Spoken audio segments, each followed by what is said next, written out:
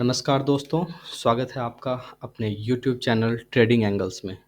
दोस्तों, यहाँ हम बात करने वाले हैं निफ्टी बैंक निफ्टी के बारे में, मार्केट के नॉर्मल ओवरव्यू के बारे में और आपके कुछ साइकोलॉजिकल पॉइंट्स जो आपको ट्रेडिंग के अंदर मदद करते हैं और आपको एक ऐसा अप्रोच देने की कोशिश की जाती है इस चैनल पे ताकि आप जो है बाकी सारे लोगों से हट करके कुछ अपना डिसीजन ले सकें। तो दोस्तों चलिए आते हैं हम चार्ट के ऊपर। निफ्टी के अंदर हम देखेंगे कि निफ्टी के अंदर ये डेली चार्ट है। डेली चार्ट के अंदर निफ्टी जो है तकरीबन 2020 से एक लगातार चाल दिखा रही है और उस बीच में हम लोग जो है काफ़ी ज़्यादा खुश थे क्योंकि मतलब सब लोग को पैसा बन रहा था तो सबको लग रहा था मार्केट बहुत ईजी है। तो इसी बीच में 10वां महीना आया और वहाँ से आते-आते बाज़ार जो है गिरना शुरू कर दिया। उस जगह पे वो लेवल था तकरीबन 18,500 के करीब से हम लोग गिरना शुरू किए थे और फर्स्ट फेज़ में 16,400 के करीब गिर के आए। हालाँकि उस वक़्त वो उतना ज़्यादा इम्पैक्ट नहीं किया स्टॉक के अंदर, वो रेंज को ही प्ले कर रहा था। लेकिन अभी तकलीफ़ तकरीबन बढ़ गई है थोड़ी-सी। तो उस वक़्त जो गिरावट हुई थी वो तकरीबन 11.5% की लगभग हुई थी, ठीक है? आज भी लगभग उसी रेट के आस-पास है, थोड़ा बहुत आगे-पीछे है।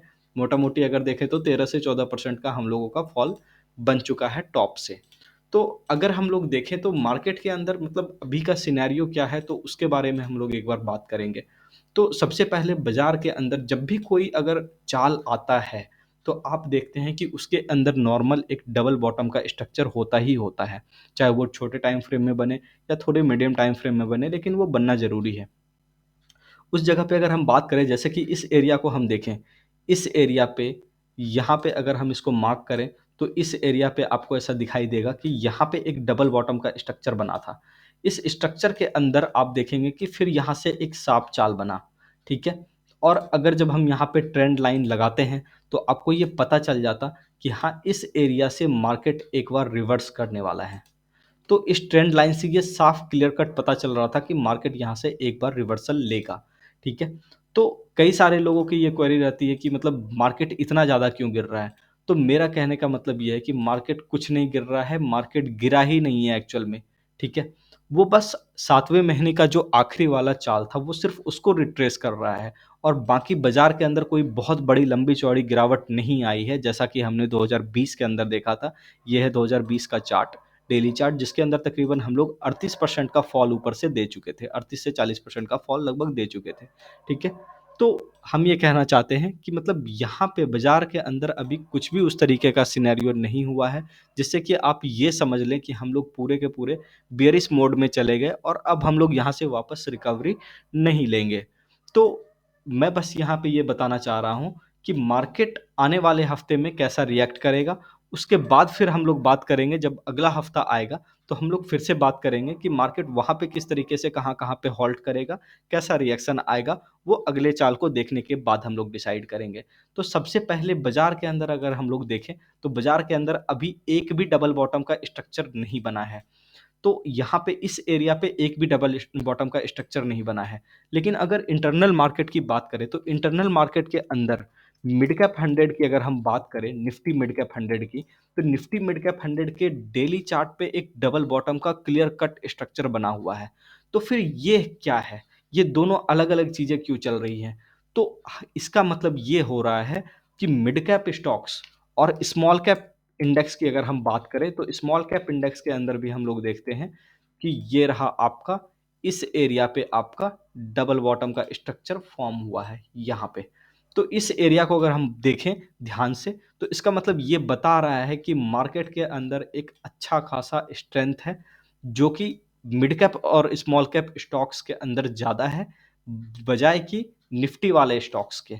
तो ये बता रहा है हमें कि निफ्टी के अंदर थोड़ी बहुत करेक्शन अभी और हो सकती है, लेकिन mid cap small cap index के अंदर करेक्शन लगभग-लगभग पूरी हो चुकी है, क्योंकि इस जगह पे ज़्यादातर लोग बेयरिश हो चुके हैं। अभी जहाँ पर सारे लोग बेयरिश हो जाते हैं, वहाँ पर कभी भी बाज़ार बहुत ज़्यादा बेयरिश रिएक्शन नहीं दिखाता। ये नॉर्मल सा सिनेरियो है जो बाज़ार के अंदर हमेशा काम करता है। तो हम लोग बात कर रहे थे निफ्टी की और निफ्टी के लेवल्स की। तो निफ्टी के अंदर अगर हम चार्ट खोलें, उसके डेली चार्ट के अंदर ये देखिए मैंने एक ट्रेंड लाइन बना के रखा है, जो कि एक सपोर्ट एरिया बना के रखा है, सॉरी, जो कि 15,534 पे है। 15,534 का एक सपोर्ट एरिया है, जो कि तकरीबन ये 7वें महीने के 29 तारीख से जो चाल आया था, ये बस एक नॉर्मल से उसका रिट्रेसमेंट है, ठीक है? और अगर हम एक यहाँ से एक रिट्रेसमेंट लगाएँ जो इस पूरे चाल को डिफाइन करता है, तो आप देखेंगे कि बाजार अभी भी 61.8 का 16,872 को सस्टेन कर रहा है, यानी कि बाजार यहाँ से जो आया उस एरिया पे बस 61.8 का रिट्रेसमेंट ही किया है और कुछ भी नहीं किया। तो लोगों को ऐसा मन में रहता है कि ये बाजार बहुत गिर गया और गिरेगा, पता नहीं कहाँ चला जाएगा। कई सारे लोग तो कह रहे थे कि 10,000 आएगा, कई सारे लोग कह रहे थे कि 8,000 आएगा। तो ऐसा नहीं है कि बाजार जो है उस तरीके से बिहेव करेगा, ना ही उन लोगों को मौका देगा। आपने पीछे भी देखा है 2020 के अंदर कि बाजार किस तरीके से गिरा था। कई सारे लोग वहाँ पे बात कर रहे थे जब निफ्टी 7500 की थी, तो लोग कह रहे थे कि निफ्टी यहाँ से 5,000 जाएगा, कोई कह रहा था 3,000 जाएगा, लेकिन ऐसा नहीं होता। बाजार उस तरीके से रिएक्शन कभी नहीं देता जैसा कि आप सोचते हैं। बाजार एक अलग चीज़ है, वो एक मतलब आपके थिंकिंग से अलग हट के रिएक्शन देता है। ऐसा नहीं है कि मतलब आप जैसा सोचोगे बिल्कुल एज़ इट इज़ वैसा ही रिएक्शन देगा, ठीक है? ख़ास करके बाज़ार ऐसे लोगों के लिए डिज़ाइन किया गया है, जो भी न्यू कॉमर्स लोग होते हैं, उनको ऐसा लगता है कि मतलब वो सब कुछ जान गए हैं बाज़ार के अंदर। लेकिन कई बार ऐसे सिनेरियो के अंदर जब वो फँसते हैं, तो उनको 40-40, 50-50% का लॉस होने के बाद वो बाहर आ जाते हैं। वो ऐसा नहीं है कि लॉस मतलब मार्केट के अंदर एक नॉर्मल प्रैक्टिस है। जैसे प्रॉफ़िट एक पार्ट है, वैसे ही लॉस भी एक पार्ट है। तो आपको दोनों को एक्सेप्ट करना पड़ता है। तो उसके अंदर अगर हम लोग बात करें, तो हमें जब भी लॉसेस हों, तो हमें ये पता होना चाहिए कि हमें कितना लॉस देना है बाज़ार के अंदर। जैसा कि हमने आपसे बात की कि अभी यहाँ पे हम लोग 15,528 का एक सपोर्ट एरिया क्रिएट हुआ है। राउंड फिगर रखें तो 15,500 और नॉर्मल फिगर अगर आप रखें तो 15,450 का एक आपका एरिया आपका बन के आता है। तो इस एरिया तक आप इसके अंदर अगर बियरिश हो रहे हैं, तो मेरे ख्याल से ये बहुत बड़ी बेवकूफ़ी है। वो इसलिए क्योंकि आप देखेंगे कि बाज़ार जब भी नीचे आ रहा है, बाज़ार उतनी ही तेज़ी से बाउंस भी ले रहा है। यानी कि अगर आप देखें 10वें महीने के 19 तारीख से लेकर के 21 तारीख 12वें महीने तक, तो ये इस जो 2 महीने, ढाई महीने का फ़ेज़ रहा, इसके अंदर भी एक बहुत बड़ा शार्प चाल आया और अभी भी जो हम लोग गिर रहे हैं, ये गैप डाउन कर देते हैं, लेकिन फिर वापस हम लोग ऊपर की तरफ चलते हैं। तो इसका मतलब ये बताता है कि मार्केट के अंदर स्ट्रेंथ अभी खत्म नहीं हुआ है और जो लोग भी पूरी बेयरिश होकर के बात कर रहे हैं, वो लोग कहीं न कहीं जाकर के ट्रैप होने वाले हैं आने वाले समय में। तो इसलिए हम लोग यहाँ पर बात करेंगे, अगर हम लोग एक नॉर्मल सा ट्रेंड लाइन लगाएँ, तो आपको ये पता चल जाएगा कि बाज़ार लगभग किस जगह से चलना चाहिए। तो अगर हम लोग यहाँ पे देखें, तो अगर हम यहाँ पर सिर्फ़ एक नॉर्मल सी ट्रेंड लाइन लगाते, तो आप देख रहे थे कि आप यहाँ पर कभी भी ट्रैप नहीं होते। इस एरिया पे हमेशा मार्केट रिट्रेस कर रहा है। आवरली चार्ट्स के अंदर अगर हम लोग देखें, तो बाज़ार हमेशा से यहाँ से रिट्रेसमेंट लिया जब भी ये इस ट्रेंड लाइन को छुआ। तो ये एक नॉर्मल सा प्रैक्टिस है बाज़ार का, जिसके अंदर अभी कुछ भी नहीं होना है वैसा लंबा-चौड़ा फॉल, जिस तरीके का यूट्यूबर्स अपने व्यूज़ को बढ़ाने के लिए बोलते हैं। मेन मकसद आपका ये होना चाहिए, यूट्यूब वीडियो बनाना सिर्फ़ मकसद नहीं होना चाहिए।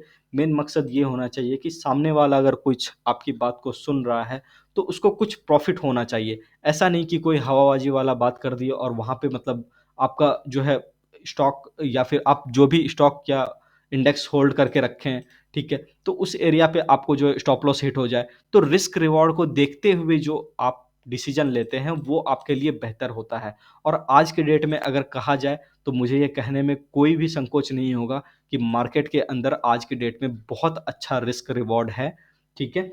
और मार्केट यहाँ से एक बहुत लंबी चाल लेने की तैयारी करेगा।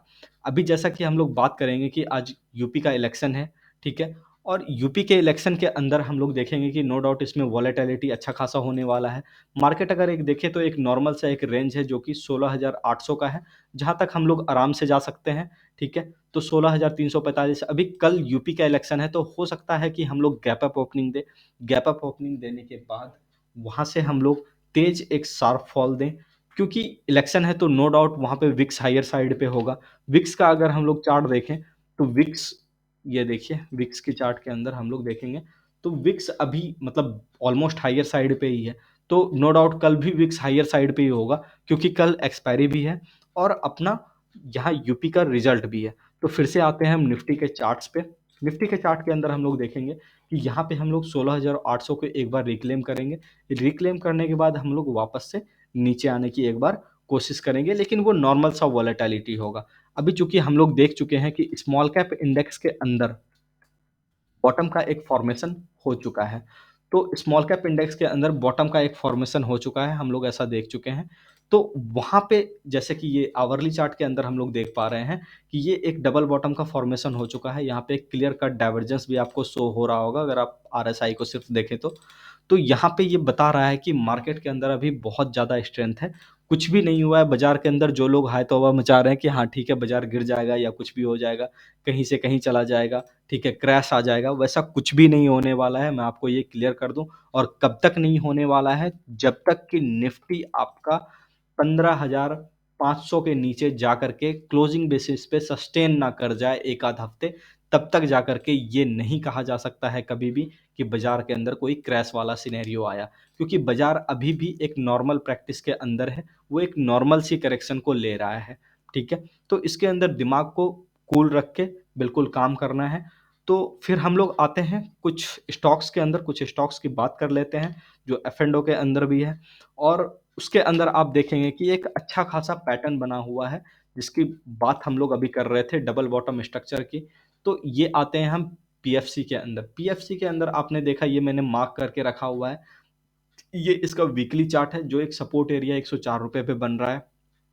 यहाँ पे अगर हम लोग देखें तो वीकली चार्ट के अंदर हम लोग को एक एरिया नजर आता है यहाँ पे, सपोर्ट का एरिया, जो कि ये आपका यहाँ पे 104 रुपए 30 पैसे पे ये सपोर्ट ले रहा है। तो इस जगह पे ये लगभग सपोर्ट ले चुका है। यहाँ पे अगर आप देखें तो रिस्क रिवॉर्ड काफी ज्यादा फेवरेबल है।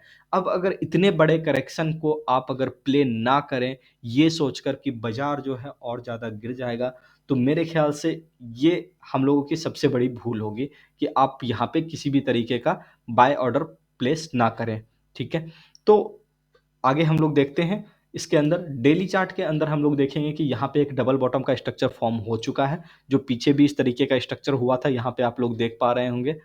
तो इस जगह पे जो है कई सारे मतलब जो है डबल बॉटम के स्ट्रक्चर्स यहाँ पे एक बार यहाँ बने, एक बार यहाँ पे बने।